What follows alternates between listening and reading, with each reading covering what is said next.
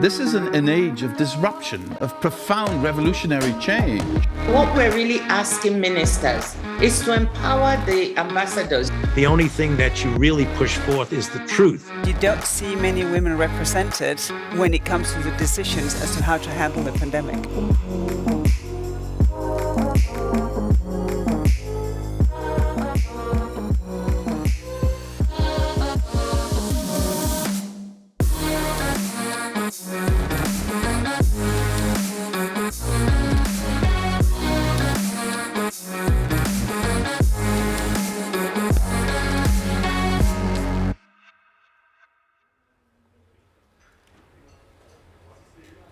Welcome back to Sustainable Future Week 2022. I hope you enjoyed yesterday's sessions where we dealt with climate change. My name is Jan Chański and I'm a Politico's Senior Policy Editor. I oversee the teams covering climate, energy, sustainability, and mobility, who are dealing with all the issues that we'll be tackling over this summit. For the second day, we're going to look at where the bloc's green energy will come from. Until a few months ago, one of the answers to that question was lower emission gas will come by pipeline from Russia. That's obviously impossible thanks to the war in Ukraine, and the continent is now scrambling to drop Russian energy as fast as possible. In the short term, that means lots more liquefied natural gas from the US, Qatar, and others, as well as an uptick in coal use. Over the medium to longer term, much more of the bloc's energy will come from wind and solar, and to the despair of some Greens, nuclear. We'll be taking a close look at the political, technological, and economic challenges of dumping fossil fuels for cleaner energy sources. I'd like to thank you all for attending, both here in person and virtually, and I'd like to thank our partners for making this summit possible. Our leading partners are Coca-Cola in Europe, GE, SQM. Our presenting partners are Braskem, Cefic, Google, MAN Truck and Bus, Ørsted, PepsiCo, and PGE. Our networking partners are Chiesi and 3M.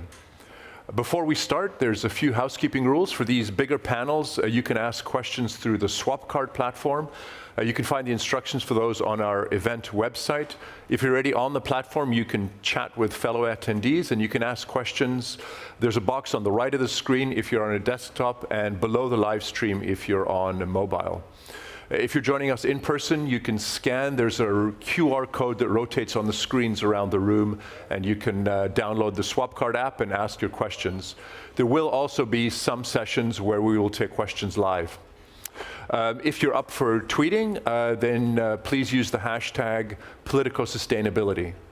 And because the green transition is a systemic one, and we want to be talking about more than politics and economics, arts and culture can also support this change. That's why we're happy to feature the art of Janina Rossiter here at Sustainable Future Week. And we've also got sketches of the discussion highlights by cartoonist Esther Favero, who was with us on the opening day. We're also happy to let you know that in the spirit of sustainability, these tags that you're wearing around your neck are apparently recyclable. If you plant them in your garden, it will bloom into beautiful flowers, I'm told. Now it's my pleasure to welcome our energy reporter, America Hernandez, on stage for an opening interview with Fatih Birol, the Executive Director of the International Energy Agency. America? Thanks. I go now? Good morning and welcome to day 2 of Politico Sustainable Future Summit. I'm America Hernandez, as you've heard, energy policy correspondent for Politico. And with me, bringing on Dr. Fatih Birol, Executive Director of the International Energy Agency. So it's good to have you back. Thank you. And as my editor Jan just put out there, it's been quite a roller coaster in the past 9 months. You know, even in the past 2 years, I remember that the biggest challenge for the EU was the Green Deal, fossil-free Europe, and that was based on, you know, coal, oil, and gas are cheap, abundant, they're going to be there, we can phase them out as we need to, as the renewables come online. Obviously now, you know, we've seen Russia's major natural gas supplier 40% drop down to 9%. It's a bit of a fire under the butt of Europe, I would say. And I was curious to see your op-ed this morning, Dr. Birol, in The Guardian, saying that the naysayers claiming that limiting global warming to 1.5 degrees being dead is just factually incorrect. And I'd be grateful if you could give us maybe a bit of a high-level view on where we stand now. You know, we have the 2050 green goals, we have the disruption in the markets. How do you see things from the top-level view? So thanks a lot for inviting the International Energy Agency to your meeting. Now, 24th of February, in my view, will be remembered, among other things, a turning point in the history of global energy. Because Russia, the country that invaded Ukraine, was, as of 24th of February, #1 energy exporter of the world. Absolutely. So it's not any country, and it is Russia, oil, gas, coal, uranium, all these energy sources, one of the cornerstones of global energy markets. And now, after this invasion, we are seeing a turmoil in the global energy markets. Europe is very heavily affected, of course, because of reliance on Russian gas and Russian oil. But it's not only Europe.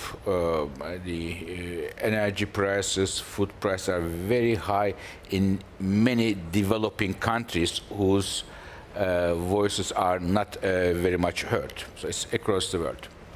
Now, I remember it was Pakistan, no, who was desperately looking for an LNG cargo that never came because Europe is just buying everything. Exactly, Pakistan and Africa. So I just give you one example. Since almost 20 years at the IEA, we look at the numbers, how many people have no access to electricity. So, and every year there was a decent trend of a decline, Okay. a decent trend. For the first time, since 20 years, we see this year number of people without access to electricity is increasing. Oh, really? Because of the hardships in Africa and elsewhere.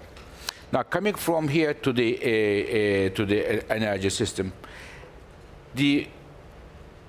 funny enough, or strange enough, this energy crisis, at the same time, is giving a boost to clean energy transitions, because many countries are now putting money, putting incentives for clean energy sources, not mainly driven by climate reasons, but for energy security reasons. Okay.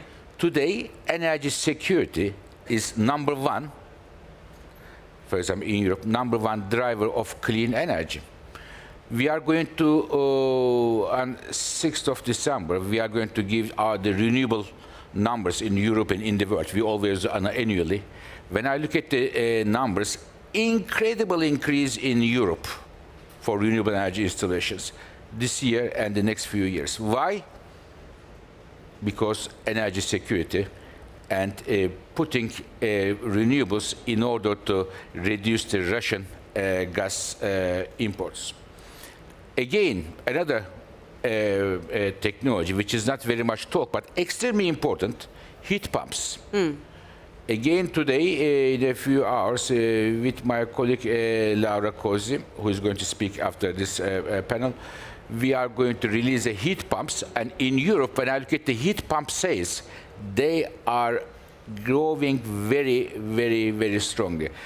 Good for climate, but it is not mainly driven by climate reasons. It is driven by the gas security reasons.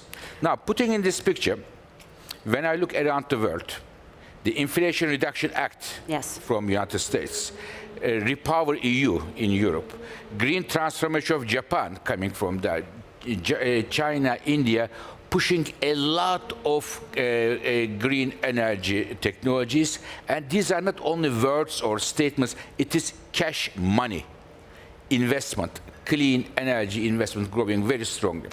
So as a result of that, I believe this crisis, in fact, this is a question that we ask ourselves, is it going to slow down or accelerate the clean energy transitions? And our numbers show that it does accelerate the clean energy transitions because three unusual factors coming together pushing the clean energy. One, energy security. Second, climate commitments. Okay. And third, industrial policy. Okay. For example, such as in the United States. Clean manufacturing for batteries, for PV, and others. So this energy security, climate, and industrial policy, these three factors coming together is a very powerful combination. As a result of that, I believe we have never been closer to our climate goals before. Okay. I see a major increase, and it is the reason in my interview that you mentioned today in Guardian, I said that some scientists and some stubborn defenders of the existing energy system, in my view, unfortunately write the obituary of the 1.5 degree target. It is too premature. When we look at our numbers that we do in the World Energy Outlook, it is factually very poor argument, and also politically, I believe it is very irresponsible. Okay, all right. Well, now you mentioned the Inflation Reduction Act, and if you've been tuning into the Sustainable Future Summit for day one, you know that a lot of people in Europe were feeling a little bit of a competition, a little bit of a frustration, saying the US is putting a lot of money on the table. As far as hydrogen, I'll only tell you there's a chorus of voices saying it's very easy in the US. They don't ask you, what the carbon content is. They say build it, and after we'll tell you how much credit you get. But a lot of the people were saying,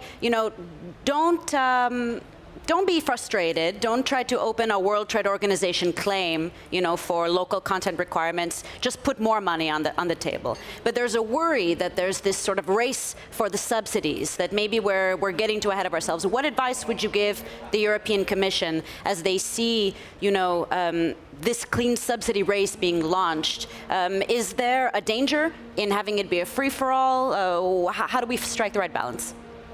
So, Europe, when it comes to clean energy technologies, Europe was a front runner since years. I mean, today, more than 90% of when you look at the entire supply chain of PVs, solar PVs, is in China.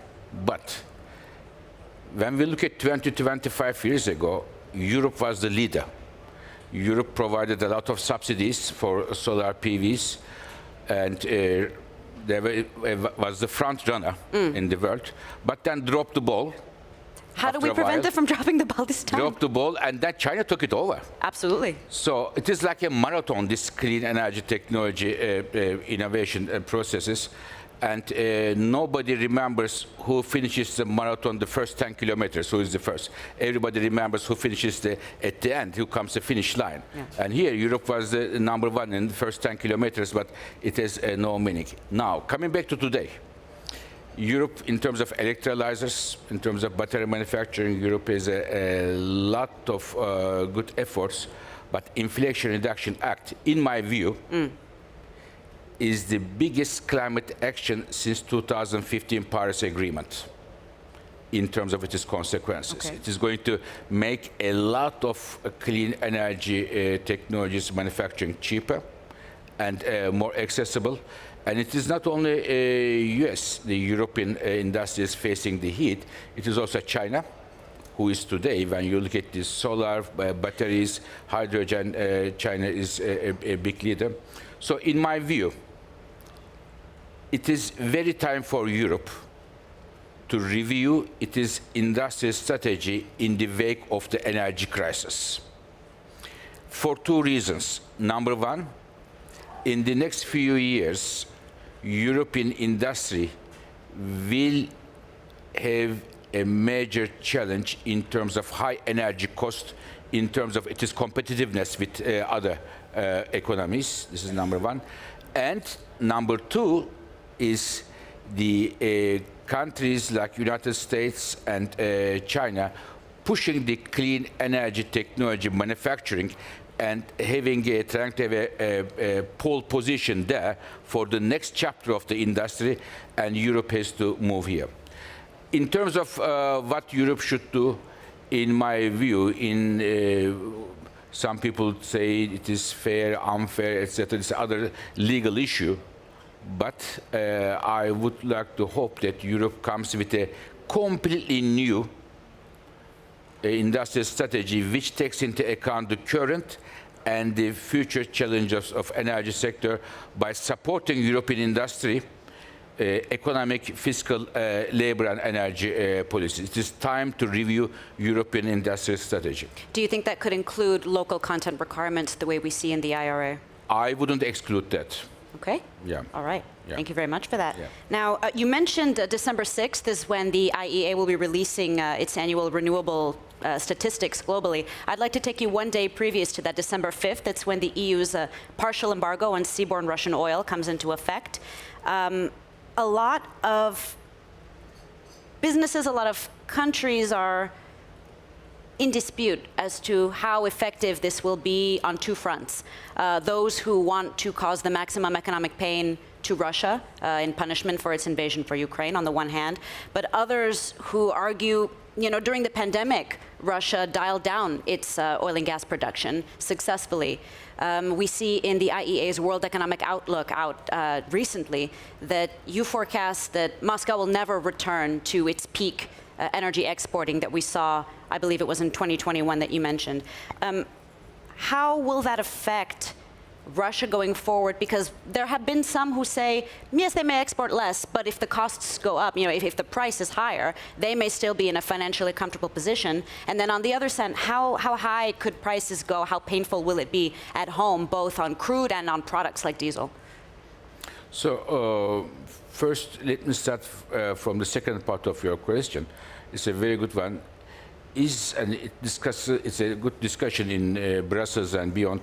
Is Russia winning the energy battle? The answer is absolutely no. Okay. For the following reason, yes, Europe was reliant on Russian imports, but for Russia, Europe meant a lot as well. As of 24th of February, 75% of the total Russian gas exports went to Europe, and 55% of Russian total oil exports went to Europe. Europe was by far the largest client of Russia. A client which gets a lot of energy, pays the money on time, doesn't create any problem, a very well-behaved client. And good Russia, customer. exactly, and Russia lost this client, I think, forever. Forever. And to replace Europe with other clients here and there will not be as easy as some people think. Energy is a different, for example, for gas. China to LNG, right? Exactly, LNG, and you also pipelines. And most of the gas come to Europe with pipelines from Western Siberia, and you cannot build pipelines from Western Siberia to China and India. You can, but it will take at least 10 years. At least 10 years. At least 10 years, if at all. And for oil, yes, oil it's easier, but we shouldn't forget the bringing oil from Russia to Europe takes about 5 or 6 days, and bringing to Asia, those countries, takes 56, 57 days. There will be many logistical problems. So Russia will not be able to replace the Europe just like that at all. It will take ages, and we believe Russia's role in the global energy system will be much diminished in the future compared to today, because Russia also needs, for its oil and gas fields, the industrial, the international technologies, the oil field service companies and so on. They are not anymore there. They will not help the Russian production to stay flat or even increase. So there will be also long-term challenges for the production on the upstream side in Russia. This is the overall picture. Again, Russia was playing in the Champions League before, and now going to play a much lower division. Coming to the 5th of December. Yes, 5th of December is the day that the EU ban will be enforced. And then, of course, the price cap issue is discussed. The price cap is designed in order to let the Russian oil flow so that there is no tightness in the markets, but reduce the Russian revenues at the same time. And here, a critical issue is to find a price level which on one hand reduce the Russian revenues, but let some of the Russian oil flow so that the markets are in a... So this is up to the governments. They are discussing lively what this price level should be. But we shouldn't forget that there are two other short-term important factors, as much as the December 5 that we should take into account when we look at the oil markets. One of them is the OPEC Plus meeting taking place. The OPEC countries are going to discuss their production policies also in a few weeks of time. And are they going to increase the production, keep the current production levels, or decrease the production? This is an important choice, and the world will see whether or not they are going to take into consideration the rather fragile situation of the global economy, and many of the countries in Europe, but also in developing countries, may slide into recession. Whether or not they will take this into consideration when they take their decisions. And the third and final point here is the China. Whether or not the Chinese economy will recover, and if it recovers as a major oil importer, it will also have an implication on the market. So these three things, December 5 and price cap, the OPEC Plus countries' decision, and at the same time, the China economic prospects are critical. Well, let me wrap all of those up for you in a triple question, because I think you laid it out very well. We'll see how far we get on this. The question of whether China roars back to life, for now it seems that the zero COVID policy, the lockdowns are continuing for some time. At the same time, we've seen the two largest historic releases of emergency oil reserves so far since the beginning of the crisis. We've heard here in the EU among diplomats that are debating what a Russian oil price cap would look like, that for the most hawkish countries, even $62 a barrel is not low enough for them.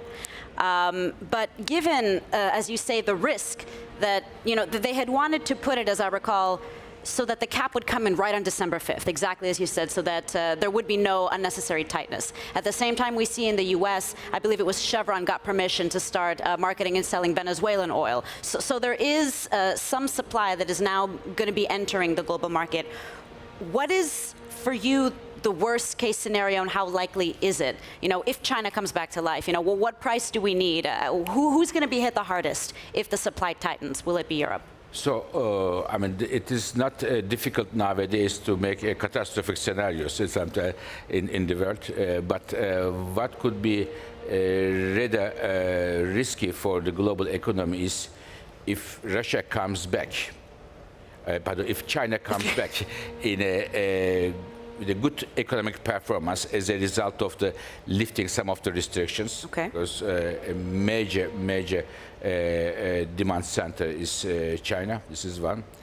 And second, if the producers, OPEC Plus producers, still stick to rather rigid production policies, as they've been doing this year. As they have decreased by 2 million barrels per day.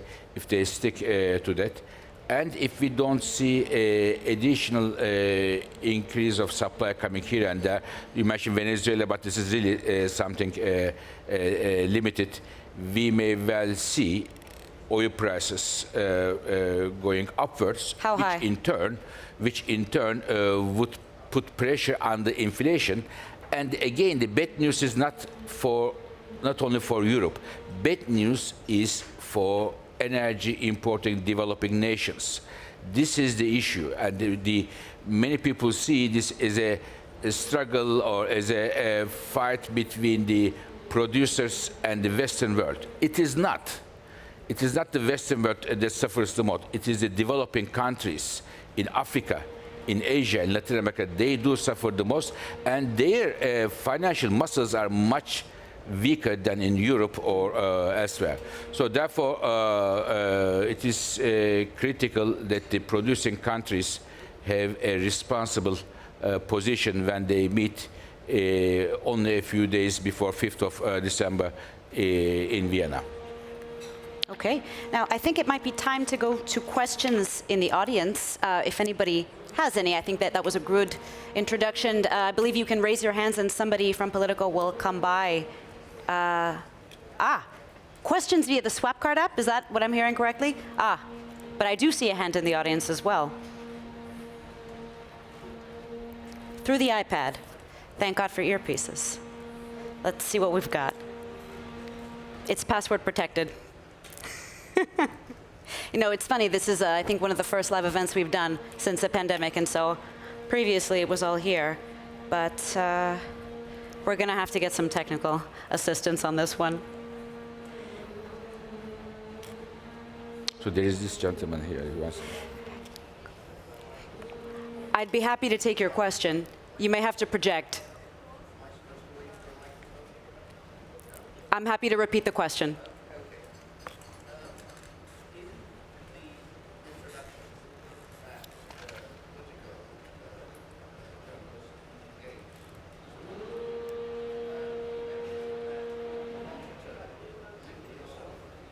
I'm going to have to ask you to speak a little louder. I'm so sorry.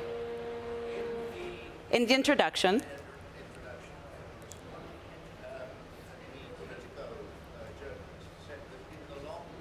Yes.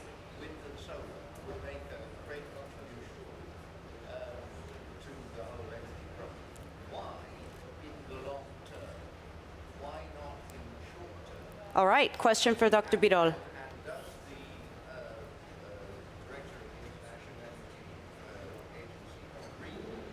Okay.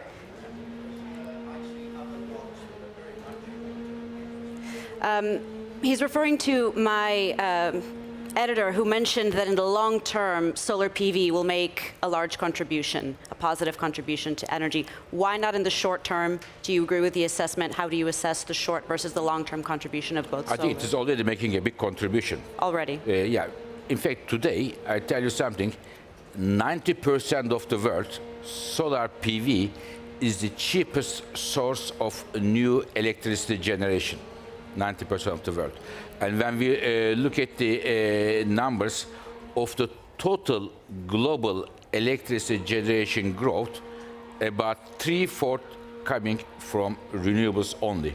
3/4. 3/4, 75% coming from renewables. So therefore, renewables are already making a major contribution. But the issue is, we have a lot of power plants which were built in decades and decades ago, and they are still operating, especially coal. And this is the main issue today. Even if we make a very wild assumption, in the next 30 years, whatever we build in the world is clean electricity, clean energy, solar, renewables, electric cars, green iron, steel, and everything is clean and green. If we do not address the issue of existing power plants, coal power plants in the world, if we are not able to retire them earlier than it is normal lifetime, we will never reach our climate targets. So we have two jobs. One, whatever we build new should be clean and green. Second, we have to make the existing coal plants retire earlier their normal lifetime if we want to reach our climate targets. Okay, all right, thank you so much. I'm being told that we've got a few minutes left. We'll have questions after the following panel again with someone from the IEA. But let me know, what is your priority if you had to give one piece of advice to the EU in the next 6 months? In the next 6 months, maybe many, in fact, recommendations we already give the President of the European Union Commission and the Energy Commissioners and the Climate Commissioners. But if I have to pick up two things, one short-term, one structural, prepare yourself for the next winter. Next winter in Europe might well be much more difficult than this winter we are experiencing, because we had this winter up to now, Russian gas already coming, some Russian gas we are importing. It may not be with us for next winter. Second, China, we talk. This year, China economy was weak, imported very limited amount of LNG. If their economy becomes stronger, they will be a major buyer of LNG, China. And third, next year, the amount of new gas LNG capacity coming to market will be one of the lowest in the history. Lowest. One of the lowest in the history.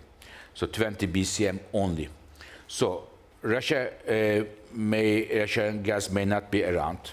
China may now coming back as a major gas importer, and very limited amount of new gas supply coming to markets may mean next winter may be more difficult, and start to prepare for this. This is in the short term. And the longer term, as I said before, it is the high time for European leaders to come together and discuss a new European industrial strategy in the wake of the energy crisis. All right, well, you heard it here first. Europe needs a completely new industrial strategy to prepare for next winter. Dr. Birol, thank you so much for coming today. And I'm going to ask the audience to please stay seated for the next event, What is the Future of Europe's Green Energy? Again, I'm America Hernandez, Energy Policy Correspondent for Politico EU, and in 10 minutes, we'll be back. Thank you so much.